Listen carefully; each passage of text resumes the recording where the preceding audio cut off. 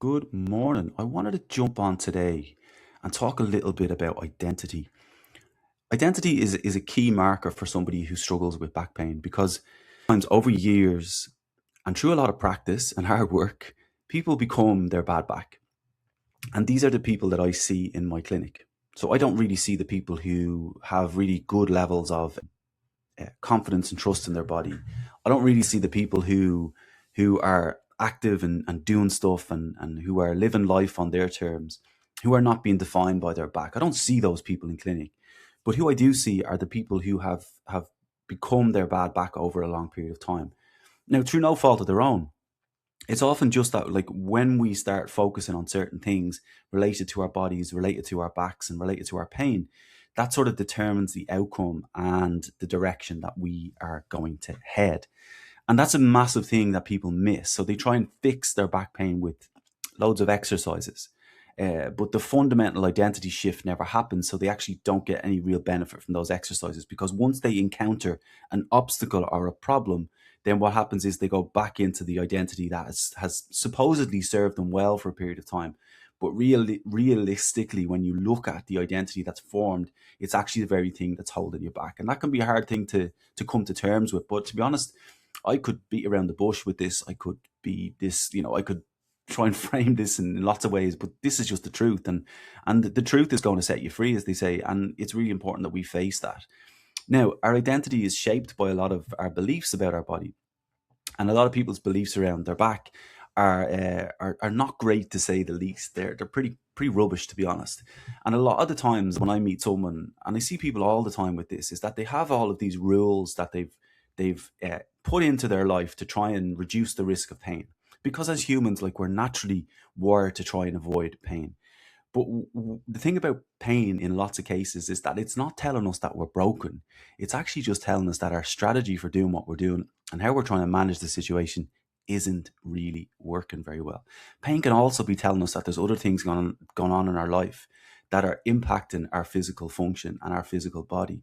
And another example of that would be something like grief, like where we have a pain of loss, but that pain isn't damage. It's the pain of our body dealing with lots of stuff at that particular time, and that's a very real thing. So I don't want you in any way thinking that what I'm saying is that it's not real, but it's when our beliefs around things like posture, pelvic alignment, muscle activation, that should be moving correctly.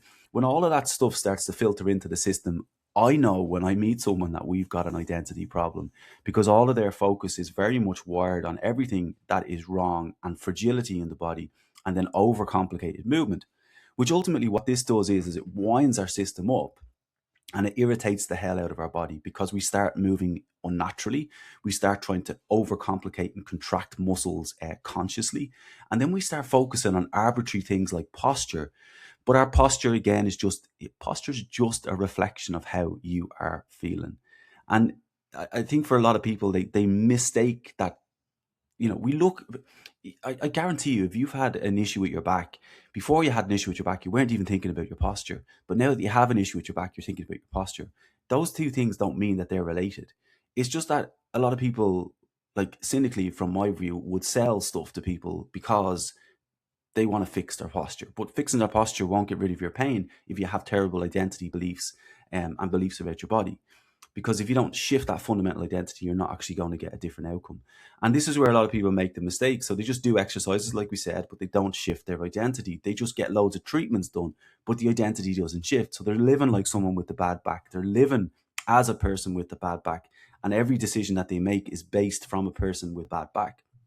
And I will say this forever, because this is the missing link for a lot of people, is that until you shake that identity, your life will be determined by where your focus lies. And if all of your focus is on being that person with the bad back, consciously or subconsciously, then what you're going to get is you're going to get a life of somebody with a bad back, and that's going to be your path forward.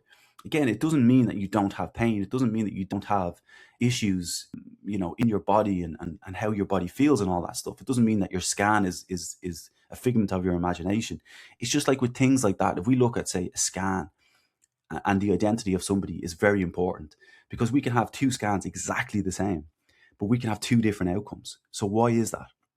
And this question is something that's really bugged me for years is, why do some people do well and some people don't? And it's down to identity, because identity will determine our actions, and our actions then will determine our outcomes, and then our outcomes will determine our actions. And it's this cycle where when we get a nice response to something, we're likely to go with it. So we have to break free from that identity of someone with a bad back, because really what happens for a lot of people is they never get a chance to reset. They never get a chance to start again, and they actually don't even realize that there's a choice to be made at this particular junction for you. Like, you can decide tomorrow, today, next minute, next moment, to be somebody without a bad back and make all of your decisions based upon that person. And then what you've got to do then is work through that process. And the outcome when you shift from someone with a bad back to someone without a bad back is almost guaranteed, right? So you're almost guaranteed a really positive outcome, because what you're going to do is all the actions you take, regardless of what happens within that time, will lead you to a better place. If all of the actions are taken from a person with the identity of a bad back, every action that they take will lead them into a cul-de-sac, a dead end, with nowhere to go, with more stress, more frustration. Whereas when we start to shift that identity and we make that decision, we actually start to open up our world again. And when we expand our world, we contract our pain. But when we contract our world, we expand our pain. And a lot of people don't understand this. And that's why I created the Better Back Reset, for like, to save you time, to save you money, and to give you opportunities that you probably think that have long passed you by. I'm going to post something really cool. I was working with the guy there last year, year before maybe, and we were doing like some online work and coaching and stuff. And that's how simple it can be. It can be that shift can happen. It doesn't have to be in the clinic or any of that stuff. But basically, what he said to me, he felt like he did 20 years previous. And like, we took 20, like, his movement felt like it did 20 years ago. Like, that's a massive change. And that didn't just come from like loads of treatment or like from millions and millions of exercises. It just came from highlighting and bringing to his awareness and attention how much his identity had become all based around his back pain. And then what we did, we were able to make better decisions moving forward. And then what he did really well was he grabbed the bull by the horns and he took ownership and control of his situation, because the only person who's going to change this is you. And it's completely up to you what path you keep walking. You wake up tomorrow, you keep thinking to yourself that your body's broken and that you can't get better and back pain's forever and it's going to get worse as you age, and then it's everybody else's fault, and you just haven't found the right therapist and all this stuff like that. If you're in that space, you're going to get exactly what you're focusing on. But if you wake up tomorrow and you decide, well, do you know what I'm going to do is I'm going to change how I feel when I do certain things in my body. I'm going to act in a way that's going to make me follow a better path towards to the life and the recovery that I want. I'm going to take ownership of this. And then you can figure it out. And that's exactly what I teach inside the Better Back Reset. It's breaking, there's a whole foundation piece that people with back pain never ever get to experience. And this for me is the magic. It isn't the exercises, it's not the treatments, right? Not to say those things can't be important or helpful, but it's actually the shift in the mindset from the identity of someone with the bad back to somebody without. And that's what the program does. You will be so surprised at how simple this is, but the effectiveness on it and how it's going to change your life is just unbelievable. Now, all of this is coming really soon. And if you're really interested in it and you're serious about getting better, then drop me a word, drop me the word better, and I'll come back to you. And I'll put you on a list of people who are going to get first access with a complete, unbelievable offer at the beginning as well. So have a super day. I'll talk to you really soon.